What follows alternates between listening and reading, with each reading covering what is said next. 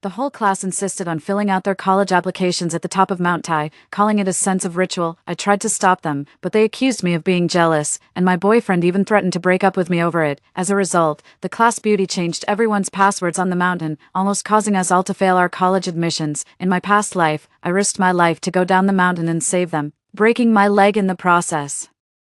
But after they got into college, they turned on me, claiming I was responsible for the class beauty failing her exams and ruining her life. My boyfriend even publicly accused me of being a homewrecker, leading to my entire family being cyberbullied, and my parents were burned alive trying to save me. When I opened my eyes again, I was back on the day the class beauty suggested we go hiking. This time, I'm all for it. Oh, absolutely, I love a good sense of ritual. Fire was everywhere.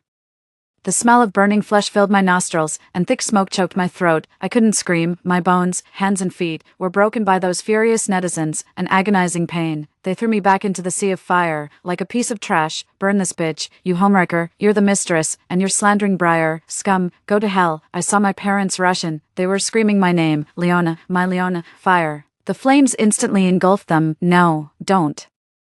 I desperately tried to crawl, but my broken bones pierced through my flesh, immobilizing me. I could only watch, helpless, as my beloved parents were burned to a crisp, all to save a good-for-nothing like me. All of this is Briar's fault, that ungrateful wretch I risked my life to save, only for her to turn around and push me into hell. It's also Tobin's fault, my boyfriend. He reported me by name, claiming I was the mistress, that I was jealous of Briar, and that I caused her to be beaten to death in the street by the original wife. Even worse are those idiotic classmates. They all spoke up, saying I deliberately didn't fill out Briar's college application, ruining her life. It was them, all of them, who conspired to kill me and my parents. A massive beam crashed down, and the world plunged into darkness. It hurts so much. If I could do it all over again, Leona, would never be that foolish pushover again.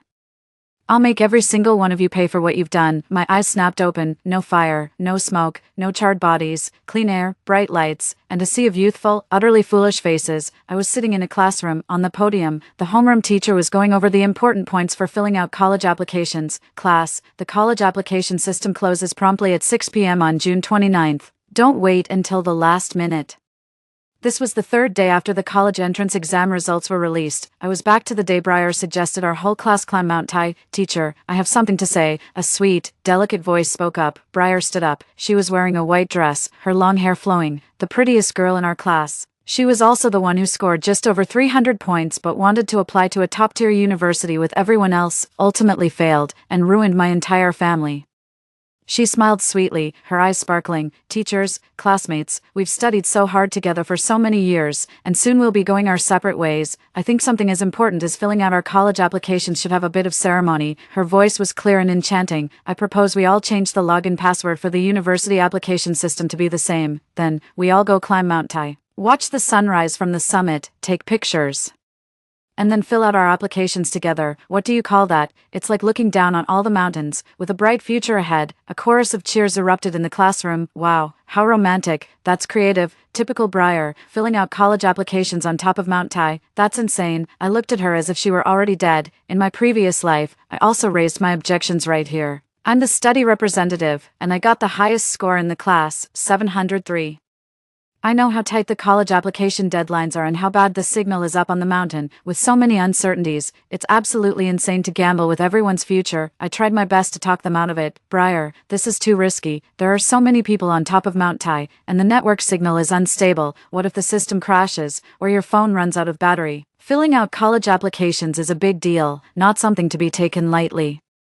Everyone supported her back then. A guy named Kyle stood up and challenged me. Leona, are you just jealous because Briar is popular? You're always putting on airs with that study committee leader act of yours. Aren't you tired of it? You look like a clown. My then boyfriend, Tobin, even warned me privately. Leona, I'm telling you, don't let me catch you being jealous again. Briar is just lively, and her suggestions are for everyone's fun. I don't need such a petty girlfriend. You're really embarrassing me. I was all alone, but I still held my ground. In the end, they still went. On the last day to submit, at the summit of Mount Tai, everyone was busy taking photos, posting on WeChat moments, and striking poses. Briar was hiding in the restroom, using the universal password to completely mess up all of our login passwords. Her goal was simple. She'd flunked so badly. She didn't want to go to college, and she didn't want anyone else to go either. Or rather, She wanted to drag everyone down with her to repeat the year, so she wouldn't look so bad. By the time I realized it, it was too late. A torrential downpour began, with thunder and lightning. There's no signal at the mountaintop, so I can't receive verification codes or reset my password. The cable car going down the mountain has stopped running. In my past life, I was a total do-gooder. I'm back. I risked my life, collecting everyone's phones and ID info from the whole class. Wading alone through waist-deep rainwater, stumbling and crawling along a pitch-black mountain road, I broke my leg, and the bone was sticking out. Enduring the excruciating pain, I crawled to the foot of the mountain where there was cell service. In the very last minute before the system shut down, I managed to help everyone except Briar submit their university applications. They all got into their dream universities. They were incredibly grateful, calling me their savior. As for Briar, she didn't get in because I didn't have time to help her with the application. With a score in the 300s, applying to Tsinghua was a lost cause, even for a miracle worker. Later, she became a rich man's mistress, was discovered by his wife, and beaten to death in the street. Then, the classmates who were so grateful to me all turned against me. They said I was jealous of Briar, that I deliberately didn't fill out her college applications, and that I was responsible for her death. Tobin called me a homewrecker, saying I was slandering Briar. They sent my entire family to the crematorium. Leona, my homeroom teacher's voice snapped me back to reality. He looked at me. You're the class representative. What do you think of Briar's suggestion? Tobin glared at me with a warning look. Kyle had a sneer of contempt on his face. Briar, on the other hand, looked completely innocent, as if she was genuinely just trying to be a good classmate, laughing so hard tears were streaming down her face. These idiots, these ungrateful wretches. I slowly stood up, my voice as still as a pond. It's pretty good. A momentary silence fell over the classroom. Tobin froze. Kyle's mouth dropped open into an O shape. Briar's smile also froze. They probably expected me to launch into a long-winded analysis of pros and cons.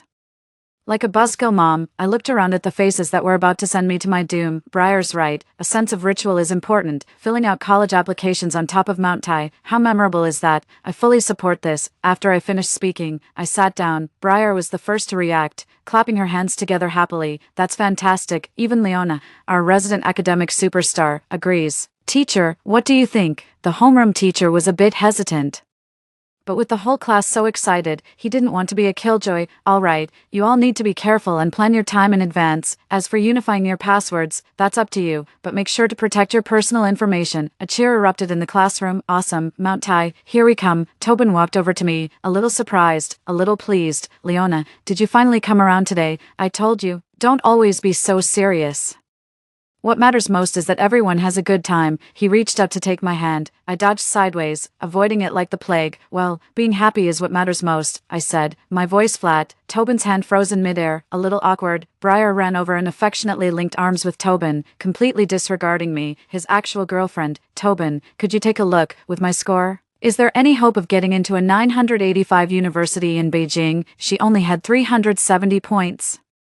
Tobin looked at her dotingly. Of course there's hope. You're so smart and lucky. You'll definitely make it. I watched the two of them, my heart turning to ice. How could I have been so blind in my past life to fall for such an idiot? Let's unify the password now, Briar suggested. To make it easy to remember, let's use our class number plus my birthday, 190520. Does everyone agree? Utterly narcissistic. But everyone agreed, one by one.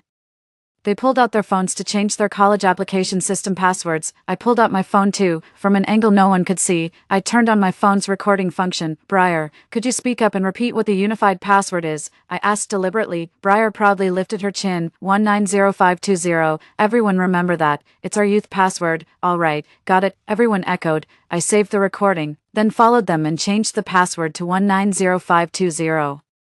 The show is about to begin. This time, I'm not going to care what happens to any of you. Go ahead and enjoy your sense of ritual to the fullest on top of Mount Tai. After deciding to go to Mount Tai, the whole class was in a celebratory mood. Everyone was enthusiastically discussing the itinerary, equipment, and what kind of group photos to take at the summit in the group chat. Briar is the most active person in our group. 1 minute she's sharing a hiking guide.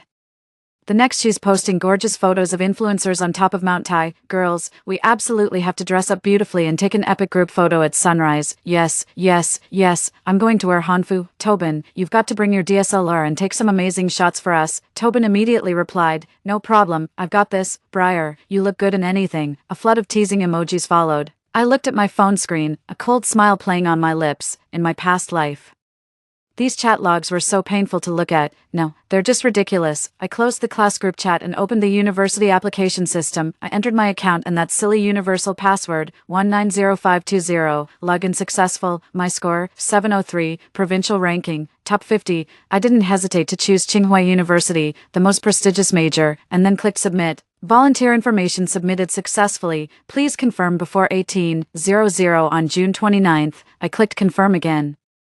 Volunteer application confirmed, awaiting admission. In my previous life, to persuade them and to manage the emotions of those idiots, I dragged up my own volunteer application until the very last moment. This time, I filled it out the very first second. No one is going to hold me back from my future ever again. After submitting my university applications, I shut down my computer. Leona, dinner's ready. My mom's voice drifted in from the living room. My mom, alive and well. Not the charred body screaming my name in a sea of flames. I rushed out of the room and hugged her tightly. Mom was startled and almost dropped the plate she was holding. What's wrong with this child? Is it too much stress after the college entrance exam? She stroked my head. 703 points, top 50 in the province. My daughter is the best. Mom will make you whatever you want to eat. Dad also came out of the kitchen, wearing an apron and holding a spatula. Sweetie, don't get too worked up. Come. Try the braised pork belly Dad made, your favorite. I looked at them, tears streaming down my face. In my previous life, my foolish kindness was what got them killed. Dad, Mom, I love you. My parents froze for a moment, then smiled. This kid, suddenly so sappy. Go wash your hands and eat. In this life, I don't just want them to live, I want them to live well and have long, fulfilling lives. As for those enemies, not a single one of them will escape. After dinner, I went back to my room and started preparing my gear for the Mount Tai trip. I don't need fancy clothes or makeup. What I need is evidence. I bought a state-of-the-art miniature camera online, disguised as a button, also a high-capacity power bank, a signal booster, and a Swiss Army knife. This trip, I'm not here to take pictures, I'm here to witness hell. The next day, the class organized a trip to buy mountaineering supplies. I went to the law firm. Hello, I'd like to ask, what crime would it be if someone maliciously tampered with another person's college entrance exam system password, preventing them from submitting their choices? All eyes turned toward me. The lawyer looked at me, a young girl who had just come of age, with surprise. This is a very serious matter. If the circumstances are severe and lead to significant consequences, it could constitute the crime of sabotaging computer information systems, or even more seriously, it might involve the crime of infringing on citizens' personal information, or even the notional concurrence of crimes like intentional destruction of property. What if I only changed the password and not the college application? I asked. That still constitutes illegal control over a computer information system, according to the Public Security Administration punishments law. You could face detention and fines. If it causes multiple people to miss their college applications, the consequences would be extremely severe, and the education department and public security organs would definitely get involved. The lawyer paused. Little girl, please don't do anything foolish. I smiled. Of course not. I'm a victim's family member. Leaving the consultation fee, I exited the law firm. I laughed. I had a plan now. Briar, what you did wasn't a prank. It was a crime. The miniature camera has arrived. I sewed it onto the chest of the jacket I'm going to wear. The angle is perfect, and it's extremely discreet. I also bought a sports watch that can monitor heart rate and location in real time, and it has an SOS function. I'm not planning to save them, but I need to ensure my own safety. The night before we set off, Tobin called me. Leona, meet at 6 a.m. tomorrow. Don't be late. His tone still carried that condescending, holier than thou air. Got it, I replied. My voice flat. What's wrong with you? You've been so cold these past few days. Tobin sounded a bit annoyed. Are you still mad about Briar? I told you, she's just a kid. Don't be so petty. Petty, you said the same thing in our past life, until Briar died, and then you called me a wicked woman, saying I was responsible for her death. I'm not angry. Good. Dress up tomorrow. Stop wearing those drab clothes all the time. Briar said she's wearing that new Lolita dress. A Lolita dress for climbing Mount Tai. You're out of your mind. Tobin, I suddenly called his name. You like Briar, don't you? A few seconds later, Tobin, flustered and angry, retorted, Leona, what are you talking about? I only see her as a sister. Oh really? Well, I wish you two siblings all the best. Then I blocked all of Tobin's contact information. Trash belongs in the trash can. I opened the class group chat, and Briar was proudly showing off her Lolita dress. Looking good even when hiking. Girls, are you all ready? A flurry of compliments followed. Kyle, wow, an angel descended. I'll carry your bags for you then. A girl, Briar, won't you get tired hiking in that? Briar, a little tiredness is nothing for beauty. Leona, what are you planning to wear? Please tell me it's not that super lame tracksuit again, is it? At Leona, she even deliberately tagged me. In my previous life, when I saw that message, I felt really bad and insecure. Now I just find it laughable, I replied. No, I'm going to wear my burial clothes. The group chat went silent for a few seconds. Briar, Leona, what do you mean? There's a limit to how far you can take a joke. Tobin, I'd blocked him personally, but not from the group chat. Leona, are you crazy? Apologize to Briar right now. Kyle, damn it, what bad luck. Leona, did you ace your exams so hard you went crazy? I smiled, turned off my phone, and went to sleep. Let them guess. You'll soon find out who the shroud is for. Tomorrow, June 28th. There's only a day and a half left until the college application deadline. Mount Tai, I'm here. This time, I'm not here to save anyone. I'm here to send you all to hell. The morning of June 28th, Jinan railway station. The entire class had arrived. Everyone was in high spirits, carrying bags big and small, as if they were off on a spring outing. Briar, in her gorgeous Lolita dress and exquisite makeup, looked like a proud peacock. Tobin circled her, an SLR camera around his neck, looking every bit like an attendant. Kyle and a few other boys eagerly helped Briar and her besties with their heaviest luggage. I stood on the outskirts of the crowd, dressed in a simple windbreaker, hiking boots, and a backpack. When they saw me, they all instinctively avoided eye contact. It's probably because of what I said yesterday in the group chat about wearing a shroud, which made them feel unlucky. I don't want to be too close to dead people either. Tobin saw me, his face darkened, and he walked over. Leona, what was that yesterday? He lowered his voice, afraid Briar might hear. Literally what I said. I looked at him, my gaze steady. Can you stop being so passive-aggressive? We're out here trying to have fun. Do you have to ruin it for everyone? Tobin's voice was full of reproach. Do you have any idea how annoying you're being? He said the same thing in his past life. Am I that annoying? I pleaded with you idiots for your own safety, and all I get is being called annoying. I risked my life to save you, and you threw me into the fire. Oh really? Then stay away from me. I walked around him and headed for the ticket gate. Tobin's face turned ashen with anger. Leona, stop right there. Once on the high-speed train, the students started chattering away. Briar and Tobin sat side by side, heads together, looking at a phone and occasionally laughing. Kyle held a deck of cards, calling out to everyone to play. I sat by the window, headphones on, resting my eyes. There was no music in my headphones, just the recording I made of Briar announcing the unified password, May 20th, 2019. Everyone remember that date. It's our youth secret code. Youth secret code. This is your death warrant. Upon arriving in Taiwan, we transferred to a bus that took us to the foot of the mountain. Wow, it's so high. Are we really going to climb all the way up there? Briar excitedly pulled out her selfie stick. Come on, everyone, let's get a group photo at the mountain gate first. Click, click, a group of people striking various poses. Leona, come join us for a picture. Someone called out to me. I shook my head. You guys go ahead and take pictures. I'll watch your bags. Pfft, acting all high and mighty, Kyle muttered. Briar, arm in arm with Tobin, stood front and center, beaming. In the photo, every face was alight with hope for the future. Too bad you don't have a future anymore. Time to start climbing. At first, everyone was full of energy, chatting and laughing. Briar, in her cumbersome dress, hadn't walked far before she started to pant softly. Tobin, I can't walk anymore, she whined, tugging at Tobin's sleeve. Tobin's heart immediately went out to her. If you're tired, let's rest for a bit. Come on, I'll carry you for a while. No, it's fine, Briar said, feigning strength. I can keep going. It's our ritual, after all. What a hypocrite. Kyle quickly went over to her. Briar, I have some chocolate here for you. To boost your energy, I quietly stayed at the back of the group, maintaining a steady pace. The button camera on his jacket faithfully recorded everything. The higher we climbed, the more people there were. The weather was also getting increasingly hot and humid. Many people started to fall behind. Briar's makeup was smudged and her dress was dirty, so she started to complain. Are we there yet? I'm exhausted. Why is this mountain so tall? Tobin wiped her sweat and comforted her. Almost there, almost there. It'll be better once we reach the top. It was 10 at night when we finally made it to Nanshanmen. Most of my classmates were completely exhausted. I can't go on. I can't take another step. My legs are about to give out. Briar just sat on the ground and started crying. If I'd known it would be this exhausting, I wouldn't have come. Tobin squatted beside her, gently comforting her. All right.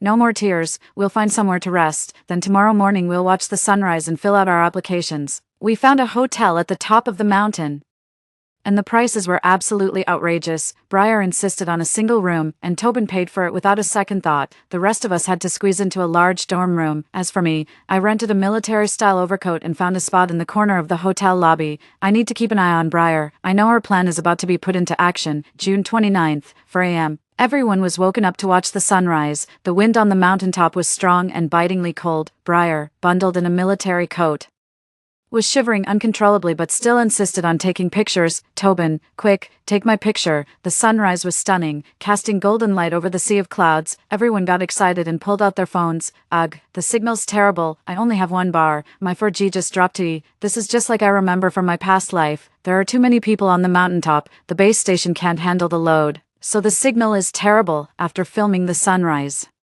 Everyone returned to the hotel to prepare for the sacred ritual. Today is the last day for college applications. They close at 6 p.m. It's 8 o'clock in the morning. All right, everyone, get your phones ready. Briar was back to her energetic self, getting everyone organized. We'll count down together, then log into the system and submit our applications. The students were all very excited, pulling out their phones. I'm so nervous. We're going to college together. I sat in the corner, turned on my phone's screen recording, and made sure my chest camera was fully charged. Briar glanced at the time, then at everyone else. My nose stung with unshed tears. Oh, my stomach hurts a bit. I need to use the restroom first. Clutching her stomach, she grabbed her bag and hurried towards the restroom. I stood up, pretending to get hot water, and walked near the restroom. The public restroom was crowded, and she went into a stall. I stood by the sink, head bowed, but my ears were perked up. I heard a faint clicking sound from the stall. She had begun. Mom, she was using the standard password, 190520, to log into every student's account. Then, I randomly changed the password to a string of gibberish. Her movements were quick and practiced. It seemed like it had been premeditated. I took out my other spare phone and logged into the mini cameras app. I couldn't film inside the bathroom, but I'd already attached a miniature bug to the charm on her bag during last night's chaos.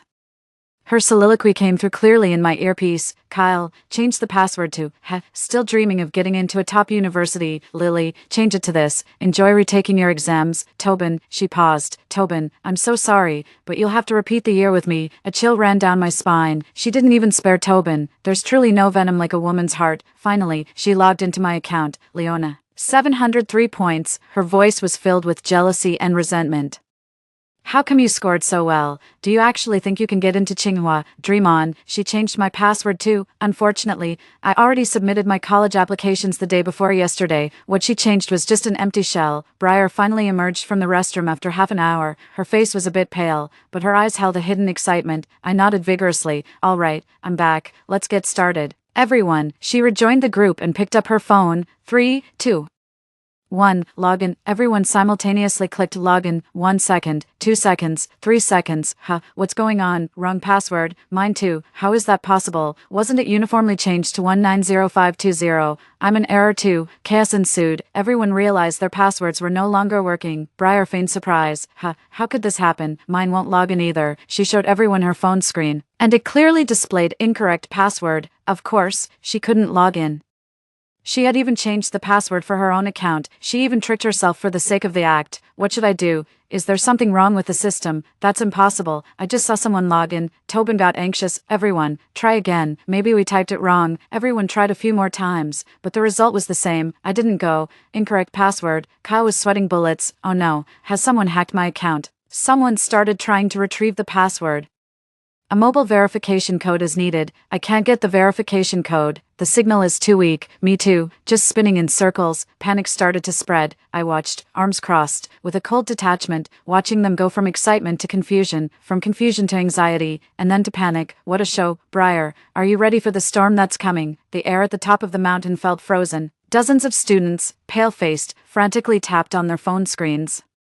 I'm not getting the verification code. There's no signal at all. What do we do? Today's the last day. Who the hell changed our password? Kyle roared, his voice full of frustration. Everyone's eyes instinctively turned to me. Because of my past life, I was the only one who strongly opposed this operation. Tobin's gaze also turned suspicious. Leona, did you do this? Finally, it was my turn. Before I could say anything, Briar spoke first. Her eyes were red-rimmed, as if she'd suffered some immense injustice. Tobin, how could you suspect Leona? Even though she didn't want us to come, she wouldn't do something like this. She walked up to me and grabbed my hand. Leona, please think of something. You're the class rep. You know all about this. Her hand was icy cold, and her nails nearly dug into my flesh. What amazing acting. It'd be a shame if you weren't an actor. I pulled my hand back and said flatly, what can I do? My password was changed too. I showed her my phone, and the login page clearly displayed incorrect password. But you're the best in our class, Briar said, her voice thick with tears. You must have a way. Please, help everyone.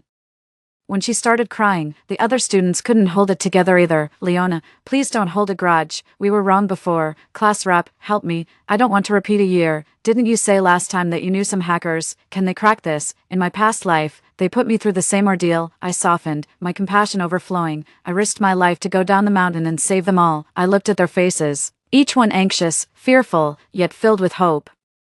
All I felt was the thrill of revenge. Sorry, I can't help you, I said, my voice cold. Hacking is illegal. Tobin got agitated. Leona, what are you doing? Just standing there making sarcastic remarks. This is everyone's future we're talking about. I'm responsible for my own future, I said, looking at him. What does your future have to do with me? You, Tobin, furious, raised his hand, ready to strike me. But in the end, he didn't dare to follow through. Leona, you're so selfish. Kyle yelled, selfish. Back when I told you guys to fill out your applications before going out to play, what did you call me? You said I was jealous, a clown, an embarrassment. I almost burst out laughing. I looked around. Something's gone wrong now. And you remember me. Too late. Briar suddenly shrieked. I remember now. I saw someone lurking suspiciously near the restroom. What is she trying to do? Find a scapegoat. Who? Everyone immediately asked. Briar's trembling finger pointed at Chloe, one of the quietest girls in class, who usually had average to below average grades. I think I saw Chloe go to the restroom earlier, and she was gone for a long time. Chloe flinched, her face instantly turning ashen.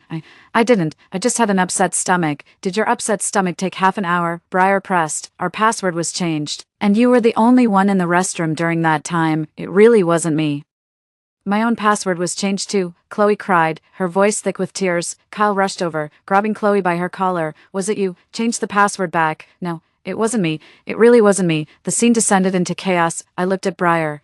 She's a born devil, always ready to sacrifice others to save herself. Just then, the sky suddenly darkened, dark clouds gathered, and a fierce wind began to blow. Silence lingered on the other end of the line. A clap of thunder boomed right above us. Huge raindrops started pelting down. It's raining. Get inside. Quick, everyone scrambled into the hotel lobby. It's pouring rain. I hung up immediately. Outside. It's a complete whiteout. I can't see anything. No signal. The signal's completely gone. My phone has no service. It's over. It's completely over now. A sense of despair was spreading. Some people started crying. What are we going to do? The deadline is at 6 p.m.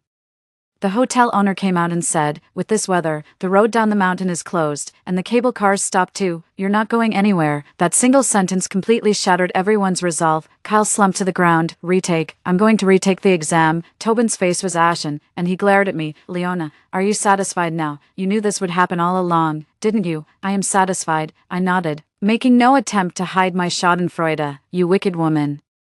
Tobin lunged at me, trying to snatch my phone. Do you even have a signal? Did you fill this out in advance? I was ready. I dodged to the side, pulled the Swiss Army knife from my bag, and pressed it against his throat. The blade was ice cold. Tobin froze. Don't touch me. My voice was colder than the blade. One more step, and I won't be so polite. The Leona they knew was rigid, easily bullied, and a total pushover. You've never seen me like this. Leona, you're insane, Briar shrieked. I'm not insane, I just don't want to be a fool anymore. I pulled back my knife and retreated into the corner. In my past life, I thought to myself, this was the exact scene. I collected all your phones, braved the downpour, waded through mudslides, and went down the mountain alone to help you fill out your college applications. I broke my leg and crawled for 2 hours at the foot of the mountain before I found a signal. I saved you. Yet you murdered my entire family, in this life. You'll get to savor the taste of despair. It was 2 in the afternoon. The rain showed no sign of stopping. If anything, it was getting heavier. The distant roar of a flash flood could be faintly heard. The atmosphere in the hotel was incredibly tense. Some were crying, some were cursing, and some were praying. Briar huddled in Tobin's arms, trembling. She probably didn't expect such heavy rain. Her plan was to make everyone miss the application deadline.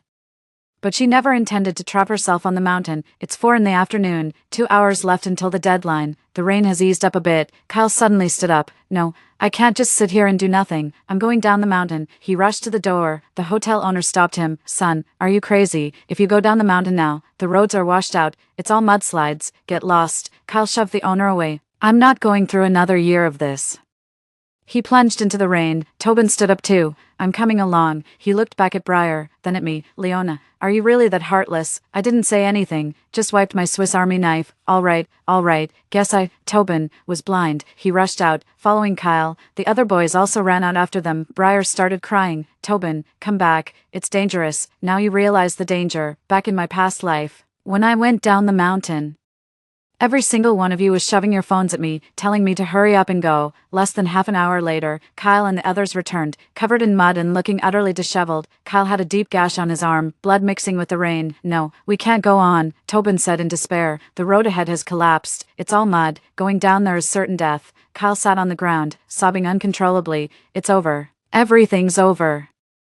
My mom will kill me when she finds out I have to repeat a year." Briar was crying too, but her tears were more out of fear. She knew that if everyone failed to get into a program, she, as the one who suggested it, would be the first to be blamed. "There's only 1 hour left." A glimmer of light appeared in the sky. "We've got a signal, a little bit of a signal," someone shouted. Everyone frantically grabbed their phones, trying to retrieve their passwords, but it was too late.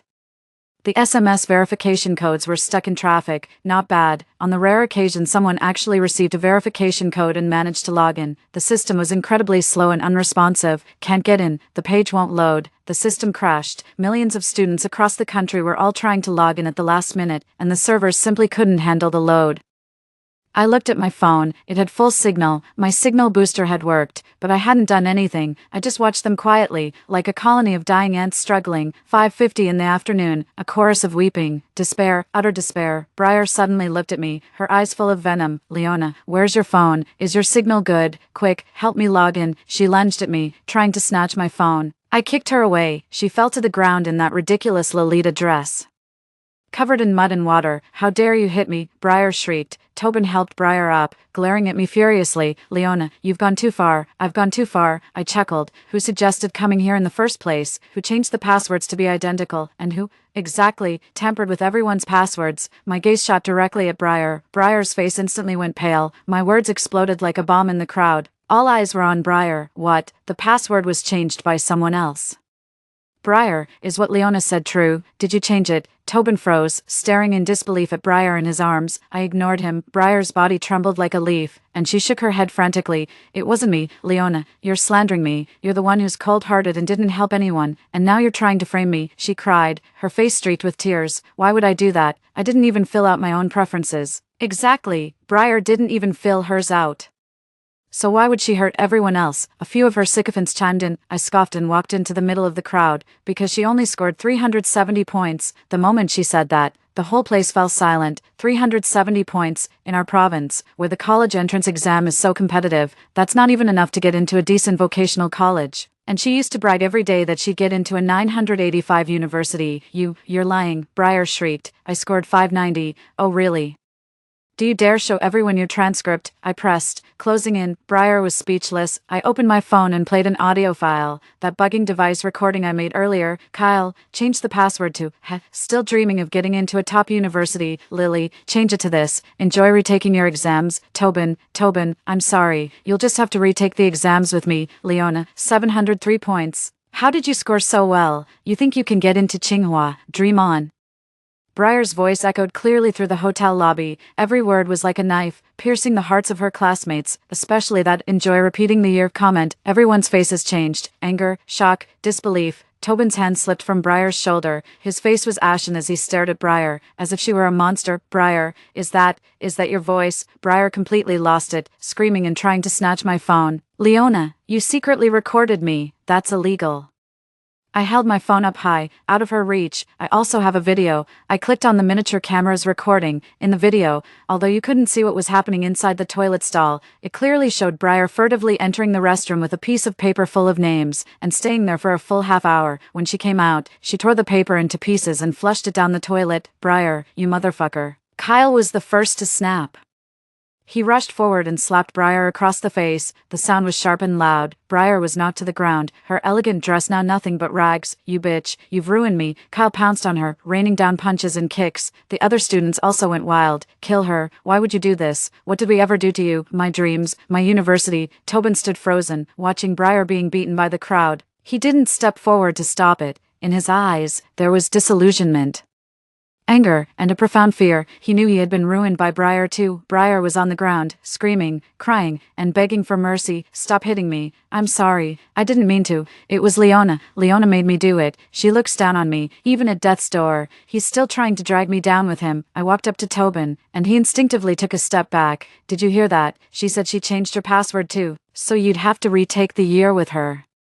I played that specific part of the recording for him. Tobin, I'm sorry, but you'll have to retake the year with me. Tobin's body swayed. He covered his face and squatted on the ground. This golden boy, with such a bright future ahead of him, completely fell apart. Exactly 6 o'clock in the evening, the college application system closed right on time. In that instant, it was as if I heard something shatter. This is the sound of their future shattering. The beating stopped. Briar lay on the ground like a dead dog, her hair disheveled, her face bruised and swollen, and her dress torn to shreds. The other students were also slumped on the ground, their eyes vacant. The die is cast, their Gaoko is over. In the most absurd, most ridiculous way, I pulled out my phone and checked my admission status. Submitted, awaiting admission, Tsinghua University. I turned my phone screen towards them, making sure they could see it clearly. Leona, you filled out your application. Tobin suddenly looked up, his eyes filled with disbelief and resentment. Yeah, I filled it out the day the scores came out. I smiled, completely unfazed. Since you filled it out, why didn't you tell us? Why did you still come with us? Kyle roared. I did tell you. I advised you to fill out your applications first before coming, but you didn't listen. I looked at them. I came with you precisely to watch the show, to see how you idiots would be played for fools by a 370-point slacker. Look at your so-called sense of ritual, how it's become the funeral of your lives. Leona, you're so malicious. You knew all along that Briar was going to harm us, and you deliberately kept quiet. You're an accomplice. They started pointing fingers at me, just like in my past life. They'll never reflect on their own foolishness, only blame others for not being kind enough. I'm an accomplice, I sneered. I warned you. And you called me a clown. I gave you evidence. And you said I was malicious. Do good people deserve to have guns pointed at them by you? I stood up and packed my backpack. The rain had stopped, and the mountain air was exceptionally fresh. The rescue team should be here soon. Enjoy your loop of life. I turned, ready to leave. Leona, Tobin called out to me, his eyes pleading. Can you help me? I don't want to repeat a year. My scores are good enough for Beihang. I can't. Don't you have proof? Give the evidence to the Education Bureau, explain that we were framed, and they'll let us re-enroll. How naive. The system's shut down, and that's final. Not even God himself could change that. I looked at him, remembering how he had publicly reported me in my past life. Tobin, didn't you say I was petty, that I was an embarrassment? Don't you prefer your dear sister? Let her help you then. Tobin's face completely fell. I walked out of the hotel. The mountain road was muddy, but passable. I walked steadily, each step firm and deliberate. Behind me, I heard heart-wrenching cries, curses, and Briar's desperate pleas for mercy. Sounds really good. Much more wonderful than the sunrise from the top of Mount Tai. The rescue team reached the summit at 8 p.m. A group of disheveled students and a half-dead Briar were successively brought down the mountain. This incident caused a huge uproar in the local community. Dozens of college entrance exam takers missed their university application deadline due to a ridiculous sense of ritual. The farce on Mount Tai's summit. Who is responsible for their future? The news was everywhere. Parents rushed to Taiwan, holding banners outside the school gates, demanding an explanation from the school. The Education Bureau was furious, and the police launched an investigation. As for me, the sole survivor, I had already returned home early. My parents breathed a sigh of relief when they saw I was back safe and sound. The news said there was a big flood on Mount Tai, and many students were trapped up there. We were so scared. Luckily, you're okay. I hugged my mom. I'm fine, Mom. I got into Tsinghua University. My parents were overjoyed and started making plans to host a celebratory dinner. I stopped them. Dad, Mom, things might get a bit messy soon. Don't go anywhere. Just stay home. I will never allow the tragedy of my past life to happen again. I anonymously sent the evidence I'd prepared to the police, the Education Bureau, and major media outlets, the recording of Briar in the restroom, the video of her entering and exiting, and the recording of the class's unified password. The chain of evidence is complete and clear. Briar was taken away by the police at the hospital. She is suspected of the crime of sabotaging computer information systems and infringing on citizens' personal information. Because the consequences are extremely serious, affecting the future of dozens of candidates, she will be facing imprisonment. The juvenile protection law can't save her. She's already 18. Briar's parents were devastated. They always thought their daughter was a well-behaved, top student. But it turns out she's a demon who scored 370 and wanted to drag the whole class down with her. The parents of the students whose futures were ruined surrounded Briar's family, leaving them no escape, splashing paint, smashing windows, sending reeds. Briar's parents lost everything they had, but it still wasn't enough to quell the public's anger. They sold their house, moved out of the city, and were never heard from again. Meanwhile, Briar attempted suicide in the detention center. I didn't die. She has to live and pay for her crimes. As for those classmates, they became the laughingstock of the entire nation, foolish, blindly obedient, lacking judgment. Most of them had no choice but to repeat a year of school. A few, whose families had money, chose to study abroad, but no matter what they chose, it left a huge stain on their lives. Kyle's parents were ordinary factory workers who had hoped he'd get into university and bring honor to the family, but now he had to repeat a year. In a fit of rage, his father accidentally broke his leg. Chloe, who was wrongly accused, was cleared of suspicion but suffered a mental breakdown and took a leave of absence from school. As for Tobin, he came from a privileged background and had a promising future ahead of him. Now, he's become the biggest joke. Not only does he have to repeat a year, but everyone despises him because of his relationship with Briar. He called me hundreds of times and sent countless messages.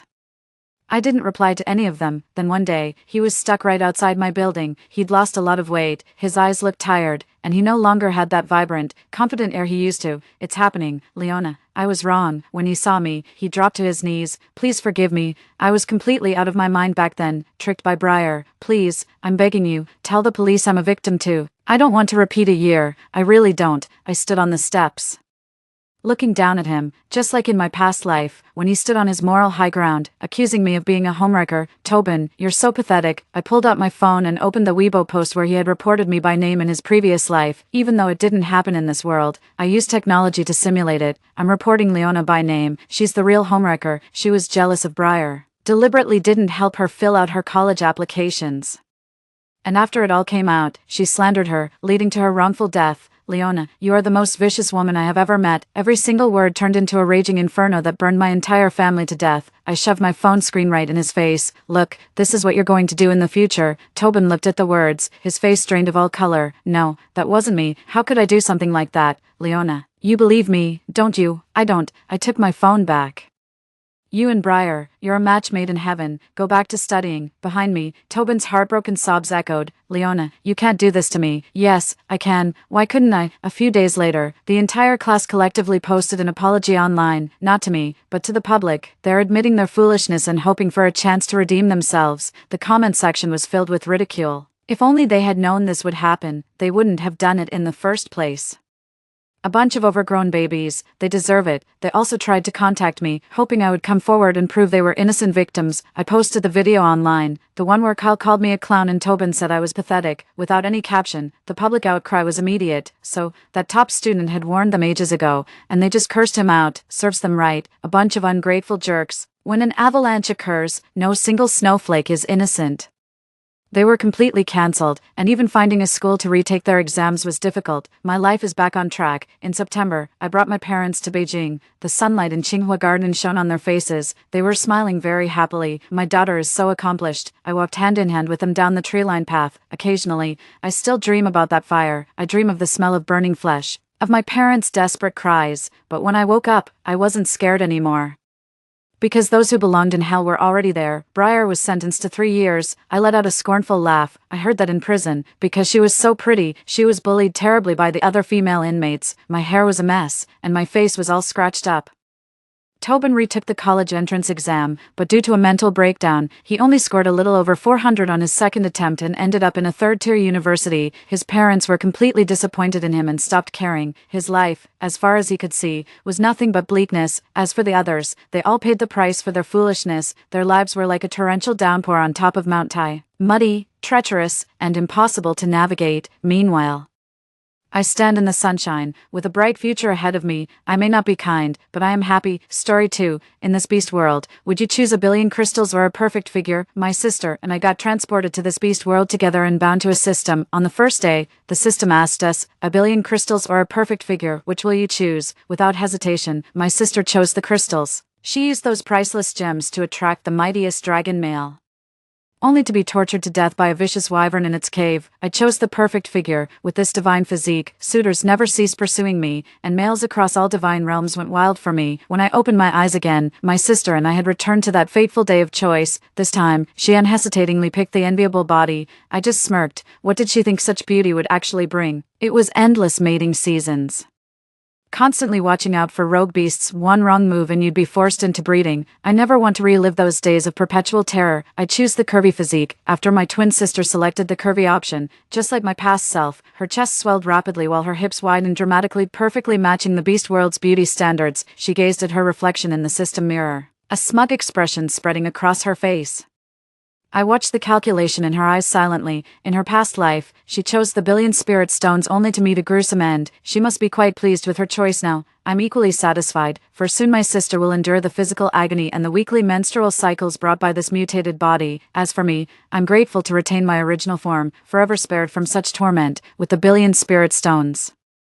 I purchased passage to Wolf City and bought myself a house in the beast world. Even in my past life, I knew wolf clans valued loyalty above all. They strictly practice monogamy in relationships, though I never planned to seek a mate. This tradition conveniently shields me from unwanted advances by other males. The system held a billion spirit stones, more than I'd ever need in this lifetime, yet my sister from the previous life, fearing the system might reclaim them, withdrew every last stone and became their paranoid guardian. 1. I started by withdrawing 100,000 stones to purchase a home, beast servants, and daily necessities. My premium wages attracted only elite beast servants. These skilled hunters maintain impeccable households, stand vigilant night watches, fight when needed, and know exactly how to please their master. Unlike other masters who can't remember their beast servants' names, I've given each creature a proper name. I also taught them practical survival skills, how to roast meat, identify herbs, and even basic knitting techniques. Time flew by, and before I knew it, a year had passed in this beast world. During this time, the chieftain kept introducing me to potential mates, as their customs dictate that adult females must choose a male for breeding, though I was already of age when I arrived and should have selected a mate immediately. I've been putting off the chieftain's arrangements every single month.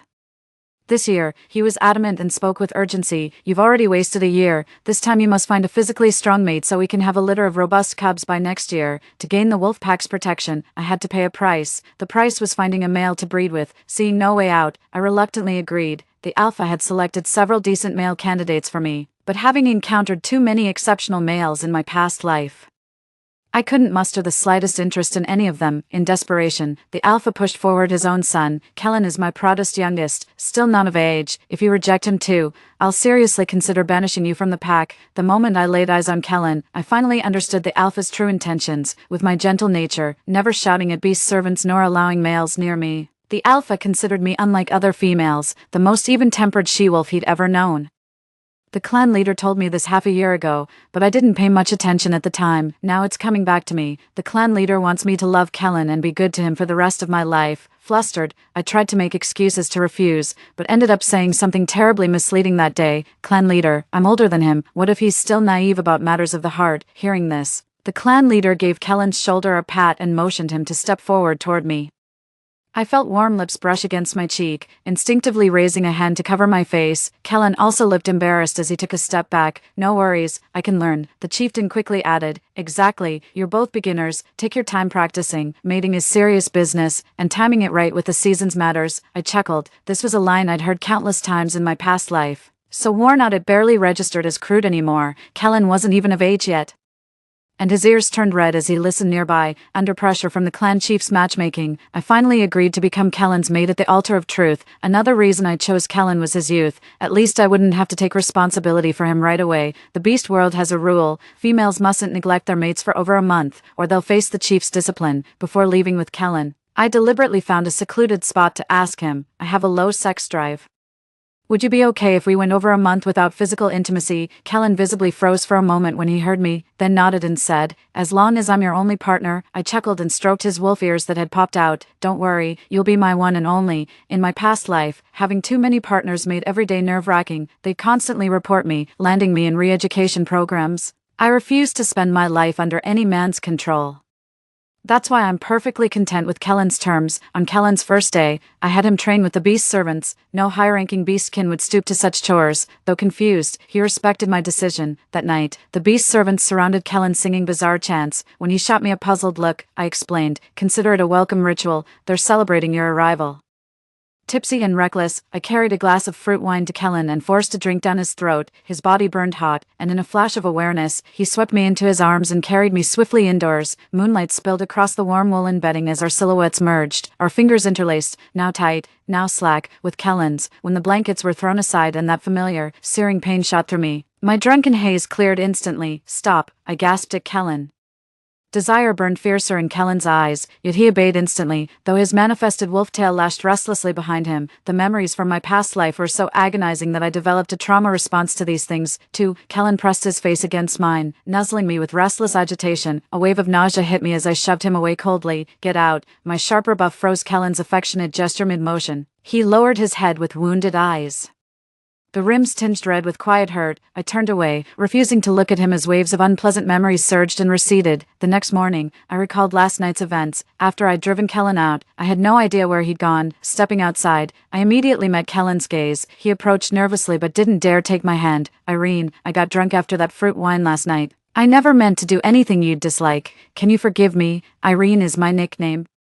After we became mates, I told him about it, and to my surprise, he remembered it instantly. I gently stroked his head. His wolf ears had already vanished, leaving only a tuft of curly silver-gray hair. Sincerely apologizing, I said, I have plenty of crystals. If there's anything you want, I'll get it for you. I'm still adjusting to what happened last night. I might need some time. Kellen perked up his wolf tail at my words, nuzzling his cheek against mine. All traces of last night's tension gone. Irene, you're so sweet, he murmured.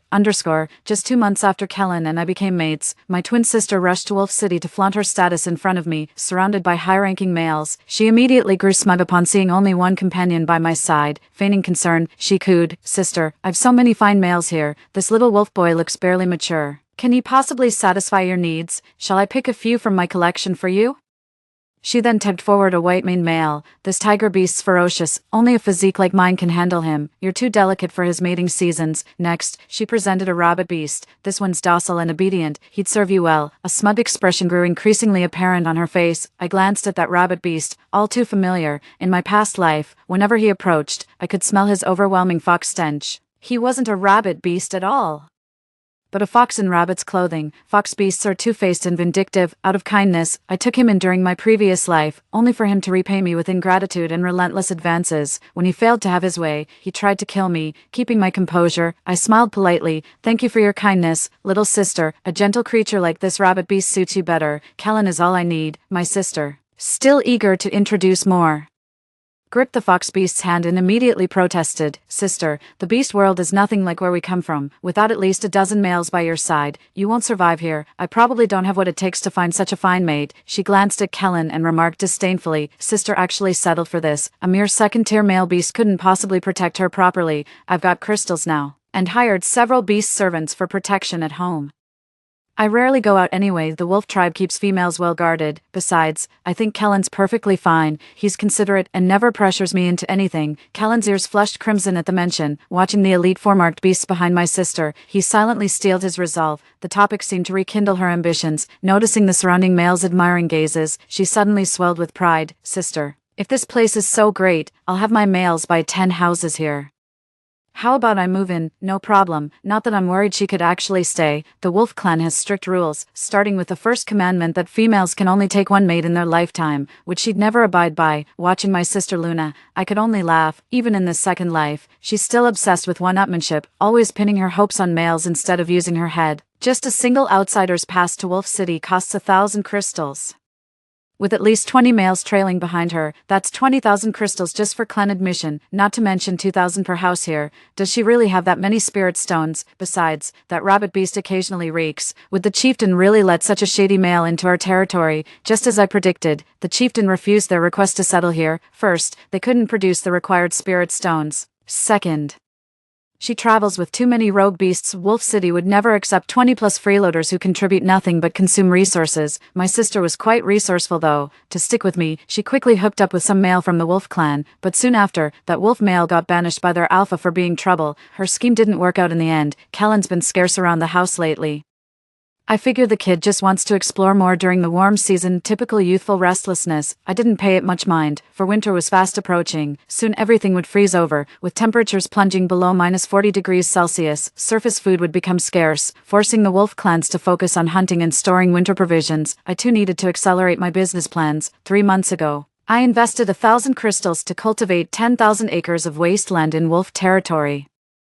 I then hired beast servants to gather fertilizer and seeds, all under my supervision. I organized their annual workload into distinct phases: peak farming seasons, fertilization planting periods, and scheduled irrigation cycles. Currently, I've employed several beast servants specifically to trap in boars, hares, pheasants, and lambs. They're instructed to hunt only at designated locations using specialized trapping equipment. Beast folk have voracious appetites, typically targeting larger prey. Only the weak, elderly, or infirm would settle for smaller game when incapable of bigger hunts. My beastkin servants didn't disappoint me this year. They've caught 300 wild boar piglets, 210 young hares, over 500 chickens, and 90 sheep. I had them gather firewood and hay to build several simple pens, then moved all the captured animals inside. Every day we harvest vegetables and grains from our vast fields to feed them. Day after day passed until the cold season arrived. On the day the chieftain declared the start of frost season, I rose early to secretly inspect my livestock farm. It took me the entire morning to finish counting all the animals. Under the shelter I personally built, these poultry have multiplied rapidly. What's more, with the feed I developed, they've grown larger than wild animals and their meat has become exceptionally tender and marbled. It's hard to imagine how many crystals this whole batch would fetch when sold, but my goal isn't just about crystals. I aim to strengthen the wolfkin and elevate our standing in the forest. Only then can I achieve true stability in life. Since my farm is quite remote, I've installed security systems around the perimeter and stationed beast servants on constant watch. The wolfkin remained unaware of my massive breeding operation. When the time was right, I had Kellen bring the clan leader to my ranch. The sight of barns overflowing with cattle, sheep, pigs, ducks and chickens left him speechless with awe. After a long pause, he finally managed to ask, "Why you tamed all these creatures yourself?" I nodded and gave Kellen an affectionate pat on the shoulder. "That's right, though Kellen here deserves credit too. The place is rather remote, so I had my life partner handle inspecting the beast folk workers instead of making the trip myself." I didn't notice Kellen blushing at my praise. His gaze held not just adoration, but a hint of reverence, the same look beast folk only wore during the annual sacred beast ceremony. The alpha inspected my ranch, counting carefully before declaring, "This will sustain our wolf pack through 3 winter seasons. Irene, you're the most decisive and intelligent female I've ever known."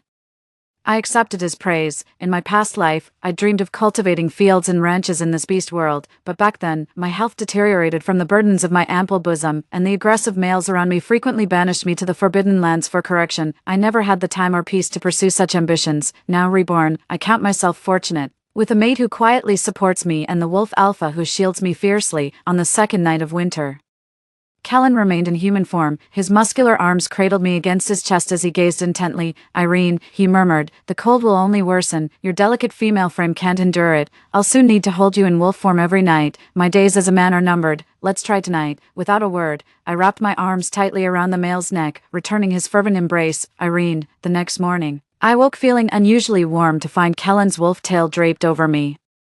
His unruly fluffy ears nestled against my neck, alternately tickling and resting peacefully. This was his way of showing affection. I was just about to stroke his wolf ears when I heard an orc shouting my name outside. "Irene, your sister's here. Last time Luna visited, she caught the attention of many male werewolves, so most of them recognize her now." Rising from Kellen's side, I stepped outside and saw Luna being escorted by several males toward a small cabin near my house. The house wasn't big. I'd planned to buy it for a flower bed, but she ended up purchasing it instead. Luna spotted me, glanced at Kellen trailing behind, then greeted me with a smile. "Sis, the alpha approved my joining the werewolf pack. Now we can be together every day. Where are your mates?" Her showing up at this critical moment made me uneasy. My little sister had always been a troublemaker with malicious tendencies. I got tired of their nagging, so I dissolved the mating bonds. 3. Her expression darkened momentarily at the mention of those males, but she quickly regained her composure. "I'm still young," she said breezily. "I'm sure I'll find a mate I truly fancy among the wolf clan." "Oh, didn't you like those males before?" I leaned against my doorframe, arms crossed over my chest, studying her discreetly. Over a year had passed since the choosing day. Her body had begun showing signs of pain and swelling, her feminine traits still developing, becoming hypersensitive. The slightest touch from a male became unbearable, let alone that fierce tiger beast she'd mentioned last time. She paled as if remembering something, yet forced a defiant tone. "I did fancy them before, but I've grown bored. With this figure, I attract males wherever I go. Why would I care about secondhand toys?" I watched her stubborn denial, only for her gaze to shift to the male behind me. Her probing tone carried thinly veiled curiosity. "Sister, why are you still with this male?" What could possibly make him worthy of your affection? Before I could respond, the male who'd escorted her interjected, Kellen's the chieftain's youngest son, just came of age yesterday. The moment he spoke, both my sister and I turned our attention to Kellen. No wonder Kellen reacted so intensely yesterday. He just reached maturity. Luna's eyes changed when she noticed the 4 beast marks on Kellen's wrist. She glanced at me again, looking as if she'd received some shock, but quickly changed the subject. Sister, she asked with concern, your skin has improved so much lately, and your complexion is glowing. I'm truly happy for you. How did you manage it? Carnivorous beast men eat meat year-round. The males Luna follows are nearly all meat eaters, and that diet would naturally be unbearable, but I'm different. I have thousands of acres of vegetables, with new dishes every day. My beast servants are well trained too, as long as I stay home and don't wander out. I avoid all wind and sun exposure, yet she's trailed by a pack of rogue beastmen, dangerous outcasts no tribe would accept, constantly evading forced mating attempts from these drifters. She likely has no choice but to roam under the harsh elements. I smiled modestly and said, maybe I just got lucky with good genes. How's that possible? We're twins, why don't mine look as good as yours? Luna shot me a slightly jealous look, convinced I was holding out on some beauty secret, glancing at Kellen.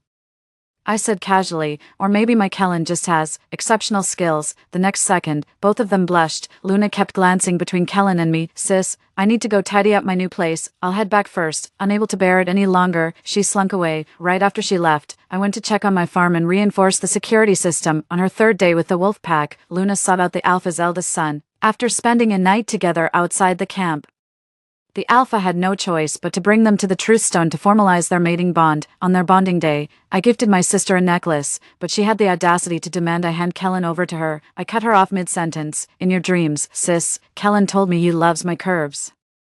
Backed by the chieftain's eldest son, Luna finally showed her true colors. I no longer wanted to pretend with her either. Since childhood, I've always protected you and put you first in everything, but I've come to realize you're like a bottomless pit, slowly draining my affection for you. Let me warn you, those who crave everything often end up with nothing. Luna remained unfazed. Resources are scarce in the beast world. This past year taught me everything must be fought for, and frankly, I quite enjoy stealing my sister's man. With that, Luna flashed a triumphant smile and walked away hand in hand with Jax, the chieftain's son, amid cheers and blessings from the beastfolk crowd. Ever since our last falling out, I've been worried Luna might do something drastic. Little did I expect the news that she was pregnant, though the clan leader never thought much of this female. Pregnant women receive special care in our tribe. Luna's face has noticeably rounded out these days. Everyone assumes Luna would change after becoming Jax's mate, but I have my doubts. One day when Kellen went out, Luna pretended to sunbathe while secretly tailing him, unaware that I was following her too. I wanted to see what tricks she had up her sleeve. As Kellen reached a forest and began gathering the fruits I'd asked him to bring home, Luna suddenly appeared, wrapping her arms around his waist and pressing her prized curves against him. Kellen instinctively flung her to the ground like trash. Luna whimpered in pain, shooting Kellen a wounded look. Kellen, she pouted, that hurt? You knew it was me, Kellen. His icy gaze rested upon her. Luna nodded, then began removing her furs right before him. Kellen closed his eyes and turned to leave, when her voice stopped him. Look at me, brother Kellen, I truly adore you. I came to the wolf clan just to see you, last time. I only provoked you because I was jealous seeing you with my sister. Luna's sickening words hung in the air. Kellen turned pale, realizing Irene's sister harbored such feelings. How could he possibly explain this to Irene when he got back? Enough, I only love Irene. I'd never look at another woman. Kellen snapped, turning to leave when Luna's shriek stopped him in his tracks. Kellen, it hurts so bad. I'm carrying your brother's child. Please, help me. Luna pulled out all the stops with her desperate act. In the end, Kellen couldn't abandon her, not when she was Irene's sister. The thought of Irene grieving kept him from leaving Luna to her fate. He stepped forward, only for Luna to clumsily throw herself at him like a clumsy goose. From a distance, the sight of a female pouncing on a male looked utterly indecent. Kellen's eyes blazed with fury at Luna's action. He shoved her away violently, sending her crashing belly first onto the ground. Blood immediately gushed from her thigh. She never expected this outcome. Any other male in the beast world would have eagerly taken her when she showed such initiative. A pained cry escaped her lips, too weak to endure. She blacked out the moment her eyelids fluttered shut. Kellen recoiled in disgust at the sight of the stark-naked female, staggering backward before doubling over to vomit violently. Luna was escorted back by the beast servant I'd hired. She was completely unclothed during the return, with fresh blood still streaming down her thighs. The shaman confirmed her unique physique had always made conception difficult. This rare pregnancy ended in miscarriage, permanently destroying her fertility. I expected Jax to be devastated upon hearing about Luna's miscarriage, but he just stood there calmly staring at the figure on the bed. When Luna woke up, I was clutching Kellen's arm and sobbing hysterically by her bedside, putting on a guilt-ridden performance. Oh sister, how could you be so careless? With your voluptuous figure wandering about alone, those feral beasts must have targeted you. The shaman says you'll likely never bear children again. This is all my fault for not protecting you better. Luna stared at Kellen and me in shock, only to discover she couldn't speak, just muffled whimpers escaped her throat. The sheer hatred in her eyes as she glared at us was unmistakable, mid-performance. I suddenly felt nauseous, whether from Luna's condition or my own disgust, I couldn't tell. Kellen carried me to the shaman, who took my pulse and announced I was already with child. The shaman warned, "The fetus is still delicate. You must stay home and rest properly." "Thank you, shaman." Luna watched as Kellen carried me into the night, her eyes burning with resentment and hatred. After the crowd left, Jack suddenly pinned Luna down, gripping her throat with disgust. "Luna, those rogue beasts were right. You're nothing but a slut. Trying to seduce my brother. Dream on. He and Irene are deeply in love." With that, he pulled out a sharp fishbone and thrust it into Luna's chest. Her chest was already 10 times more sensitive to pain than other parts of her body. As the long bone pierced deep, she nearly lost half her life from the agony, collapsing to her knees in desperate pleas for mercy. Yet the long, torturous night had only just begun, for, months later, thanks to the breeding farm I established, every werewolf in the pack survived the harsh winter. The alpha leader personally brought me to the ceremonial platform to publicly bestow an honorary title upon me. I ascended the platform with my swollen belly. Midway through the ceremony, a deranged female suddenly charged onto the platform. Before she could even touch my robe, a group of male warriors dragged her away, and the furious males swiftly took her into custody, with just a fleeting glance toward the distance. I stood upon the beast altar, clasping Kellen's hand as I made my vow to the wolfkin. Irene, hereby swear upon my soul, witnessed by the mountains and rivers of the beast realm, I shall become the guardian of the wolfkin's peace, sharing the wisdom of my survival. Should disaster strike, my courage shall bring hope to the fearful. Even when my body returns to the soil of this realm, my soul shall forever watch over this beloved homeland of the wolfkin. May the wolfkin prosper, may the beast realm endure. Completed. Story 2. When the apocalypse broke out, it was thanks to my special ability that my fiancé and father were able to achieve great power in the apocalypse, but they hated me and were afraid of me. During the zombie outbreak, they removed my crystal core and pushed me into the crowd of zombies. This is the retribution you deserve. The innocent-looking girl who got my crystal core stepped on my bones and saved the world. There were tears in the corners of her eyes as she showed pity for all living beings. Although she took away my opportunity, now that the crystal core has returned to its rightful owner, I don't hate her anymore. She became the savior respected by thousands of people, but I became food for the zombies and was brutally torn apart, in despair.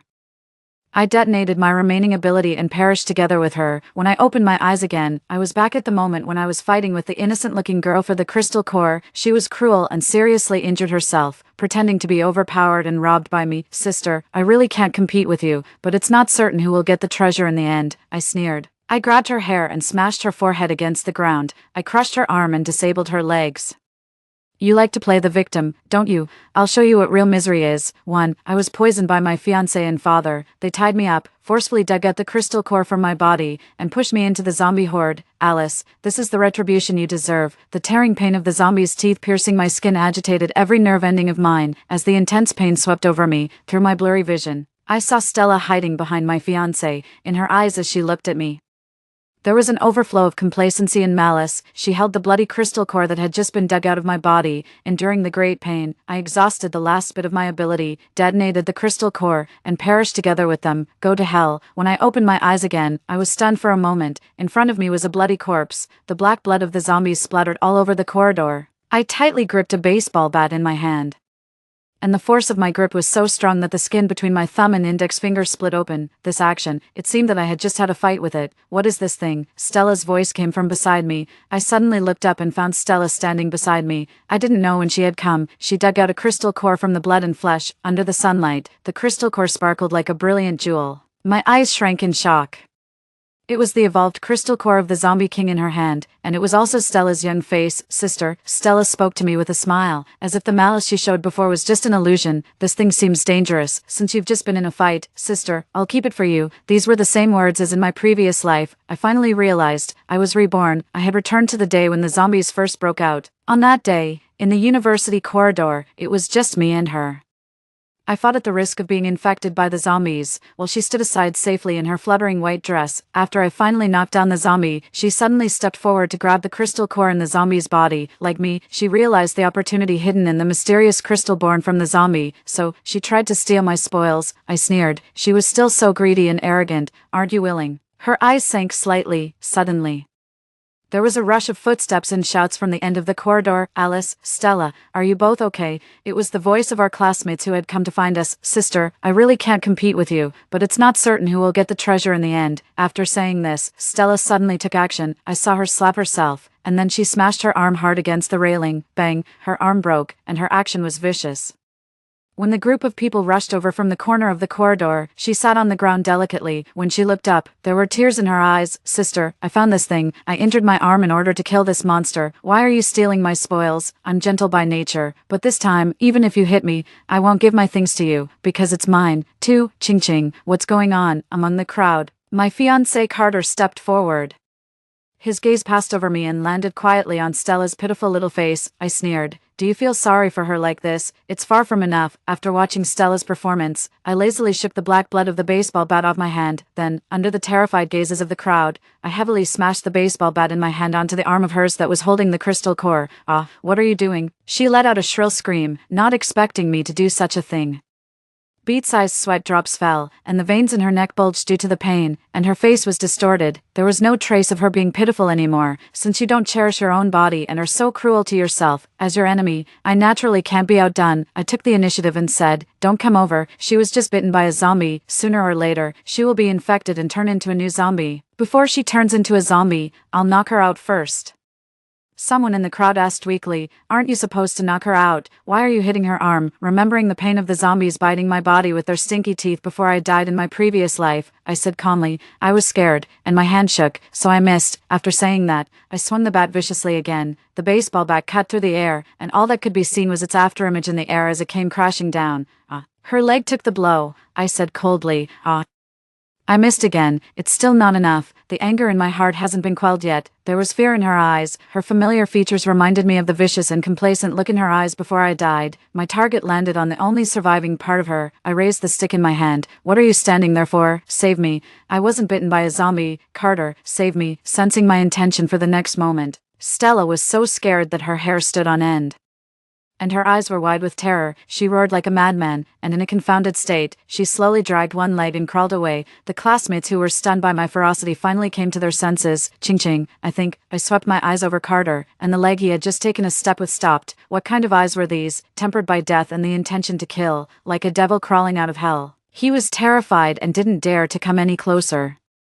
These students who had never stepped into society, how could they be a match for someone like me who had struggled in the apocalypse? Don't come over, don't. Stella crawled forward in fear, trying to get away from the devil that I was, but she couldn't even escape from my shadow. I squatted down and pried her fingers apart one by one. Right in front of her, I took back the crystal core. In my previous life when I wasn't reborn, she couldn't even steal the crystal core. Now that I had a second chance at life, how could she take my things away from me? I leaned close to her ear and whispered, you like to play the victim, don't you?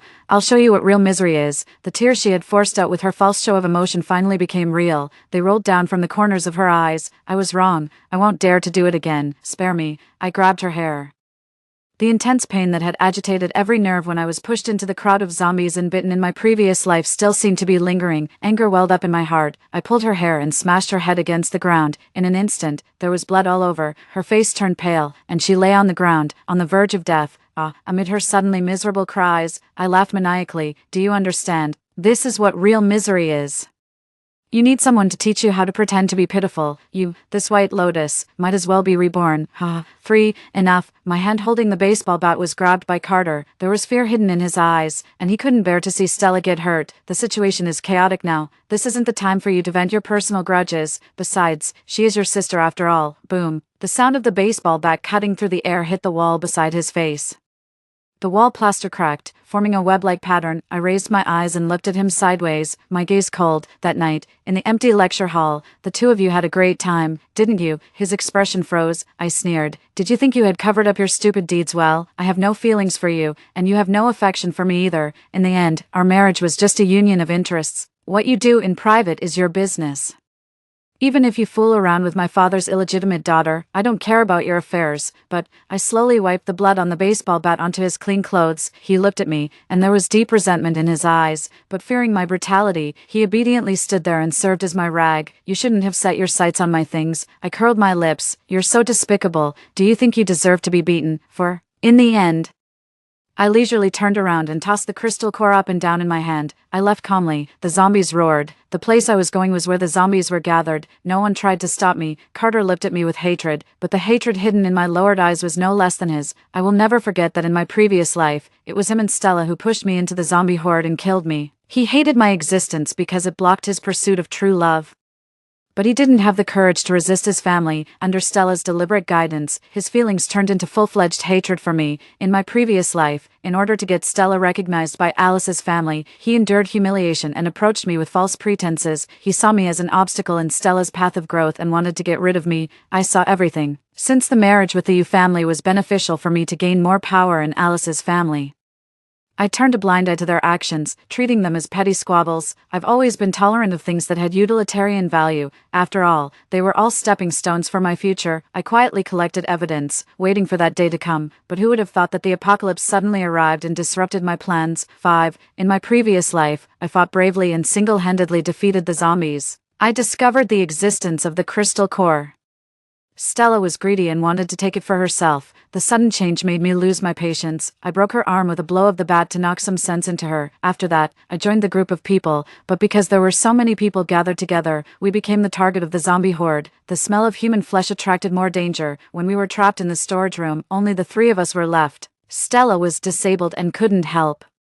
Carter was unconscious with a high fever. I didn't want to take either of these 2 useless people with me, but I had no choice. Although Carter's family wasn't as powerful as Alice's family, they could still be useful in times of crisis. As long as he was alive, someone would come to rescue him. Stella was like the dirty chewing gum stuck to the sole of my shoe. She followed Carter closely and managed to survive until the end. I looked at the door that was shaking from being battered, and then at the crystal core shining faintly in my hand. Holding it in my hand, I could almost feel the surging power. My eyes darkened. I swallowed the mysterious crystal. Then, I obtained the ability to control the zombies. 6. I left the group of people and took the crystal core. I felt the familiar power circulating in my body. I clenched my fists and smiled. In this life, without me saving you, I hope you can still manage to survive. This was my sincere wish. They were still useful to me.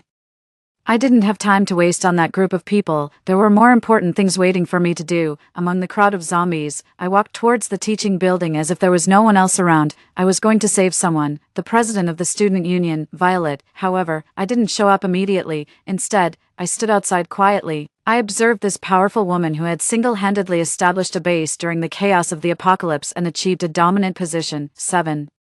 In my previous life, when the apocalypse came, Violet, relying on the prestige she had accumulated in the student union, selected those who were willing to listen to her. She led the remaining classmates and managed to lead everyone to survive the most chaotic first week with all of them alive before the first batch of rescue arrived. These people later became her solid support, the foundation of her struggle in the apocalypse. She was an outstanding leader.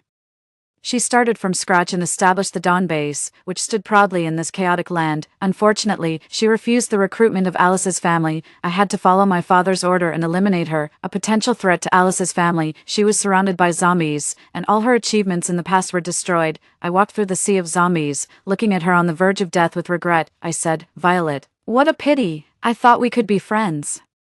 But you refused the invitation of Alice's family." She coughed up a mouthful of blood and smiled. "The concept of friends, for you, can be more accurately described as something that brings benefits." Cough, cough. "You asked me to lead the Dawn base. Was it your father or yourself that I was supposed to submit to?" Her eyes were sharp, as if she could see through everything. My gaze was heavy as I coldly met her eyes. The corners of her lips curled into a sneer.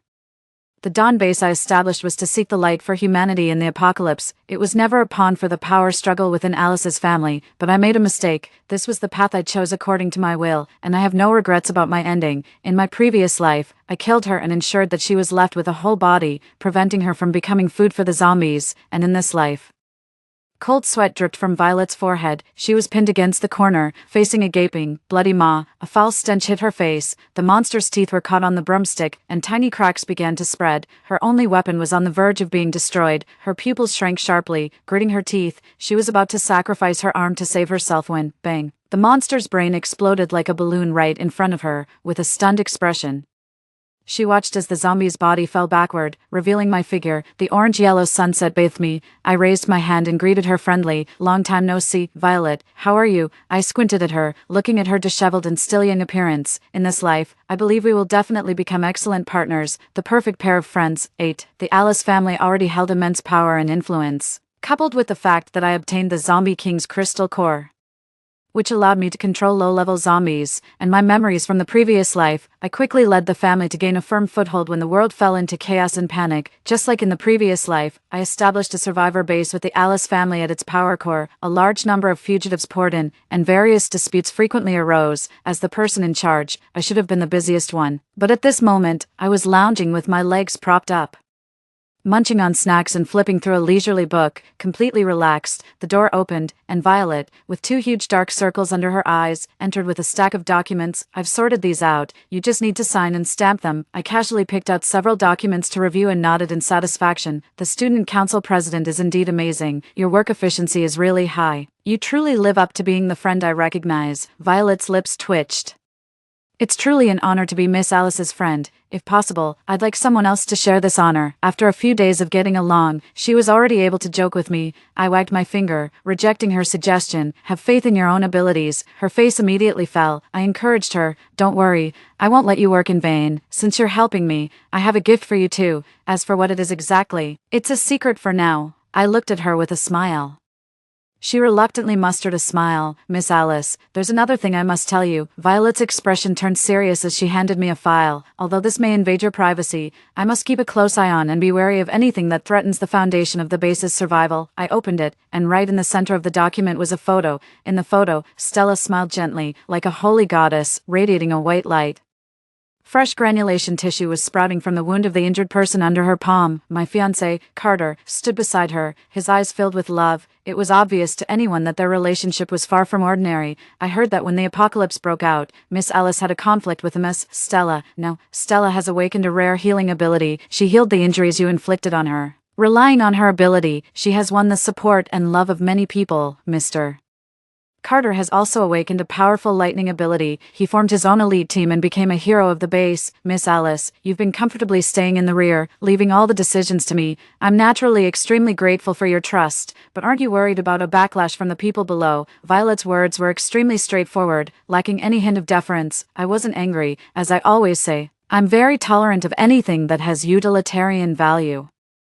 I smiled and explained, "Violet, I think you've misunderstood something. If someone steals the stone under your feet, would you consider it a betrayal? What I truly want is far more than just a small base. My ambition goes beyond that." 9. At the banquet, the crystal chandeliers sparkled brightly. Wearing an elegant and luxurious gown, I descended the spiral staircase and entered the banquet hall. Even in the apocalypse, the upper class always finds a way to maintain their noble elegance. I swirled the red wine in my glass and smiled. With a shortage of supplies, countless people were suffering, some even selling their bodies and consciences just to get a piece of bread. Yet, in the core safe zone of the base, just 100 miles away, some people were living such a luxurious life. I turned my head and saw the hidden disgust in Violet's eyes. Coming from a poor family, she must be unaccustomed to such scenes. I patted her shoulder. "Come on." Although this is nominally the base naming banquet, it also symbolizes the reshuffling of the base's power. The competition among various forces has come to a temporary end. After a few months of the apocalypse, things have finally settled down. As a great contributor, you should relax and stop looking so glum. Violet pursed her lips. "But your father refused to attend the banquet." I wasn't surprised. He's always been domineering. One day, when he sees his daughter surpass him, he'll naturally be unwilling to accept it, but the situation is already set. He can't fight against me. Just thinking of the old man's furious face, I smiled wickedly. Things without value have no reason to exist. That's what he taught me. Now he's losing his power, gradually becoming useless and heading towards destruction. "Father, in the previous life, you were afraid of my strength and feared that I would seize the base you built. So you secretly set a trap for me and killed me. At the cost of my life, you taught me not to trust anyone. In this life, let me repay this favor." 10. At the banquet, as expected, I saw my fiancé Carter and my father's illegitimate daughter, Stella. Stella was surrounded by a crowd, shining like the moon among the stars, enjoying everyone's flattery. Carter stood by her side like a knight protecting a princess. When she caught a glimpse of me, fear and resentment flashed in her eyes, but she quickly put on a delicate expression. She called out timidly, "Sister." Suddenly, all eyes were on me. Violet whispered in my ear, "Miss Stella is respected as a saint by her supporters, relying on the Yu family's influence. She has a high reputation in the base. Your father has also been spending a lot of time with her recently. It seems he intends to make her the face of the base." I understood immediately. So my father couldn't hold back anymore and had started to act, before I could react. Stella had already started her tearful act. Sister, you must never have thought I'd be able to stand here in one piece, right? Tears streamed down her face, but she wore a determined smile. Back then, you stole the crystal core of the zombie king that I killed, obtained the ability to control low-level zombies, and abandoned me and everyone else. But now I have a healing ability, my broken limbs have been restored. Brother Carter has also awakened a powerful lightning ability. I survived and can save more people. I forgive you, sister. Let's make peace and work together for the future of humanity. Her words earned her the respect and admiration of those around her. Miss Stella truly deserves to be called a saint. Her magnanimity is admirable. But that other one, TSK, stealing treasures and breaking her sister's limbs, so cruel. If Miss Stella had gotten the Zombie King's crystal core, the base would surely be a different place. 11. I held out my hand, and Violet handed me the baseball bat, the very same one I used before. Then, with a smile still on my face, I slowly approached Stella, who looked terrified. Carter, the ever-loyal knight, stepped forward, frowning at me in disgust. Alice, what are you going to do now? Making a scene in front of all these guests, I raised an eyebrow and looked at him mockingly. So, you've finally stopped pretending and calling me Ching Ching. With power, you've grown bold enough to talk back to me. When I broke Stella's leg, you were too scared to even breathe. I sneered, hitting his sore spot and mocking his cowardice. Flashed in Carter's eyes, sparks of electricity danced at his fingertips as he prepared to attack. I stood calmly in front of him, fearless in the face of his lightning strike. In the end, all the electricity rebounded onto him, and he collapsed to the ground. Violet used her mental ability to disrupt Carter's attack. She stepped forward and said calmly, Mister, the person you're trying to attack is the greatest contributor to the establishment of the human survivor base. It's thanks to Miss Alice's ability that there are no zombies within 100 miles of the base. Please show basic respect for the savior of humanity. I bent down and whispered in Carter's ear, Carter, do you know why I only attacked Stella and didn't touch you back then? Violet controlled his body, leaving him unable to move. He could only stare at me in horror with wide eyes. I shook my head. You're still so stupid. I didn't touch you because you were still useful to me. The Alice family needed the family's support to stabilize the situation, but now that goal has been achieved, and my father, that sly old fox, has almost completely absorbed and dismantled your remaining strength. Although the lightning ability is precious, there are plenty of powerful people. The only value you have left now is to serve as an example. The early bird gets shot. Amid my solemn sigh, I raised the bat in my hand. Blood spilled, staining the carpet red, and a series of screams filled the hall. I smiled and walked toward Stella. This time, no one tried to stop me. Her face was deathly pale, and her body trembled. Tears welled up in her eyes, making her look extremely pitiful. I gently wiped away her tears with my finger. The blood on my fingertip smeared across her face, adding a touch of macabre color. She looked at me with the same fear as if I were a ghost. Don't worry, your ability is very useful. I'll make sure to fully exploit your potential. I won't waste it. But if this is all you've got, you'd better be careful. Be careful not to fall out of favor with Father. My eyes were pitch black, like swirling vortices, captivating and terrifying.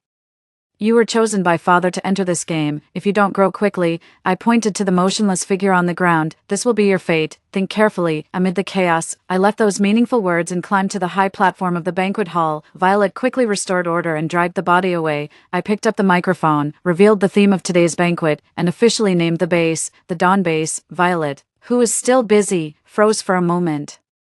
As if she had a premonition, she looked up and met my gaze on the stage. Under the dazzling lights, I was adorned with precious jewels, and a few drops of blood splattered on my clothes added a touch of a bloodthirsty aura. Looking at her stunned expression, I enunciated clearly, the Dawn Base, a lighthouse of hope in the apocalypse, providing shelter for countless survivors. We seek the light for humanity in this apocalypse and pave the way for the future of mankind. I believe it will definitely live up to my expectations. Amidst the applause, I walked over to her and said, the time has come, let's start the plan. Violet stiffened and gave me a deep look. 12. The banquet ultimately didn't end smoothly. The zombies suddenly rioted and attacked the Dawn Base, causing significant losses. My father, the true power behind the Dawn Base, emerged during the riot after months of silence. With a stern expression, he issued an order to hunt me down.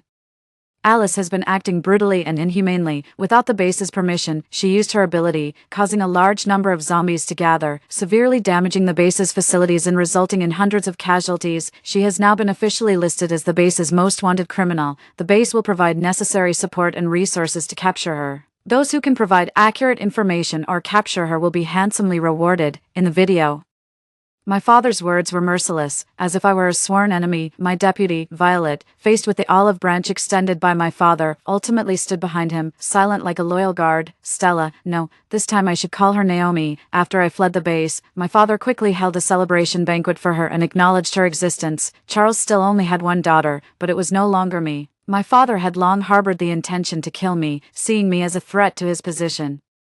He even went as far as to cooperate with the Zombie King, triggering a zombie horde to frame me and try to get rid of me, the zombie horde that killed me in the previous life, which occurred just a few months into the apocalypse, played out decades earlier this time, but I was already fully prepared. Everything was going according to my plan. 13. The Zombie King could also level up, but it was extremely difficult. Only by absorbing and transforming zombies of the same level could it become stronger.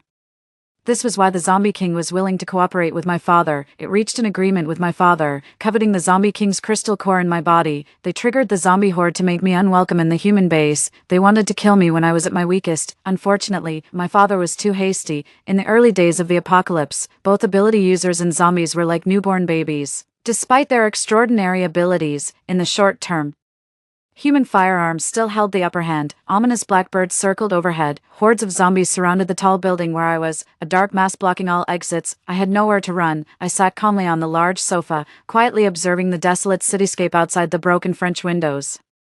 You're a remarkable human, miss. It took us a whole month to corner you. A figure with rotting flesh appeared behind me. It was clearly more advanced than ordinary zombies, able to speak human language. I looked at the gray sky and asked it, "Do you know why it took a month?" "That doesn't matter. What matters is that you're about to die. Your Zombie King crystal core will be mine." Bang, from a distant high-rise building. A sniper rifle bullet pierced through the French window and hit its head. The special-made bullet exploded its brain. The body slumped to the ground. I shook my head. A bit of intelligence, but not much. You set your sights on my Zombie King crystal core, but I've been eyeing yours too. I'm not, as you thought, fighting alone. I tore out the bright crystal from its body with my bare hands and smiled. I have someone helping me from behind. 1 month was enough for Violet to gain a firm foothold in the chaotic situation and earn my father's trust. In 1 month, the helpless Alice was supposed to be killed by the Zombie King, and in her place, a more powerful ruler of zombies would be born. 14. In my previous life, I was betrayed by those close to me. My father was wary of my threat, my fiancé loathed my existence, and my father's illegitimate daughter coveted my position, although I was cautious everywhere. I couldn't defend against the unpredictable schemes and backstabbing, compared to staying in the seemingly safe human base and dealing with those people hypocritically. The seemingly dangerous hordes of zombies were the real place suitable for my growth. It was like breeding venomous insects. The strong usually became even stronger, and in the end, a terrifying zombie emperor would be born. I used the chaos to hide my whereabouts, pretended to be dead, and dispelled my father's vigilance. Relying on the information from the human side and my memories of the previous life, I devoured and eliminated more zombie kings, secretly enhancing my strength. In the farthest place away from the human base, I trained high-level zombies that obeyed me and built my own forces. I grew rapidly while watching the still, confused and disorderly apocalyptic world with cold eyes, just waiting for the right moment to act. 15. In the following 3 years, the zombies became stronger and stronger. Turbid crystals were found in the bodies of some high-level zombies. Ability users could use these crystals to improve their cultivation, barely achieving a balance with the zombies. Countless survivor bases were established and then perished. After 3 years of upheaval, a relatively stable situation was finally formed, with the Dawn base at the forefront. They maintained a complex situation of both competition and mutual assistance. The annual large-scale conference aimed to resolve the internal contradictions among humans, and the main debate at this year's conference revolved around the recent strange behavior of the zombies. I don't have time to talk about other things with you now. My wife and children are at home, waiting for me to save them. It was so hard to get the news out. And what's your attitude? Are you going to turn a blind eye, Captain Daniel? I know your base is currently surrounded by zombies and in a critical situation, but my Sunlight base is also surrounded. The base hasn't received supplies for a month. Haste makes waste, which is why we're gathered here to figure out the problem. Figure out. How long has it been? Are your hearts made of stone? Still dawdling? Since none of you are willing to offend anyone, I'll be blunt today and speak frankly. A burly bald man slammed the table and stood up, directly questioning the imposing middle-aged man sitting in the central position of the conference. So why is it that all our bases are surrounded by zombie hordes, but only your Dawn base is safe and sound? What's your relationship with the Zombie King? As soon as these words were spoken, the entire room fell silent. Everyone's eyes turned to the middle-aged man, putting invisible pressure on him. The middle-aged man calmly pushed his glasses, seemingly unaffected at all. The reason for this matter, of course, it's because he's my father. I lazily leaned against the door of the conference room, suddenly making my presence known. Many of the people present were powerful individuals who had gone through countless battles. They immediately recognized that the people following me were unusual. Their stiff movements and pale skin were giveaway signs. Someone exclaimed, "They're high-level zombies." "This woman is the zombie queen." I squinted at my father, whose expression changed slightly in the central seat, and raised my hand to greet him. "Long time no see, father. How have you been recently?" His calm face finally showed cracks when he saw me. He gritted his teeth and said, "You're not dead." I smiled and said, "That's right. Not only am I not dead, but I also have a gift for you, father. The annual Alliance Conference invites all survivor bases to participate. But I've waited for 3 years, and no one has invited the zombie base I established. It's really disappointing, but it doesn't matter. Here I am. To show my sincerity, I'd like to invite you to visit my base for a day. I'll personally introduce the unique features of our base to you." There was a cold darkness in my narrowed eyes. "I believe you, father, are a reasonable man and won't reject your daughter's kind offer. You must understand the consequences of refusing me." 16. My father's face was gloomy. Fully armed and protected by many elites, he came deep into my base. Naomi's healing ability was so powerful that she could eliminate the zombie virus in the initial stage of infection and prevent people from turning into zombies, so he brought her along. The helicopter that had just dropped them took off. Then, a huge explosion occurred, like a kite on fire. It plunged straight into the dead urban jungle, igniting the fuse of the Great War. My father's face changed dramatically. Looking at me on the large display screen of the high-rise building, he demanded sharply, "Rebellious daughter, do you really want to kill your father?" I took the black tea prepared by the high-level zombie, took a sip, and frowned. It really wasn't as good as the tea made by humans. I raised my eyes and said casually, "How could that be? It's just that we haven't seen each other for years, and I want to have a good talk with you and express my gratitude for your cultivation. But your guard makes me sad. Father, you brought too many irrelevant outsiders, so I'm just helping you get rid of them." Looking at my father's angry face on the monitor, I chuckled. "Don't even think about escaping. I've set up numerous traps. You have only 2 choices now. Either die or come and find me. I'll be at the top floor of the tallest building in the central area of City C. I'll be waiting for you there, father."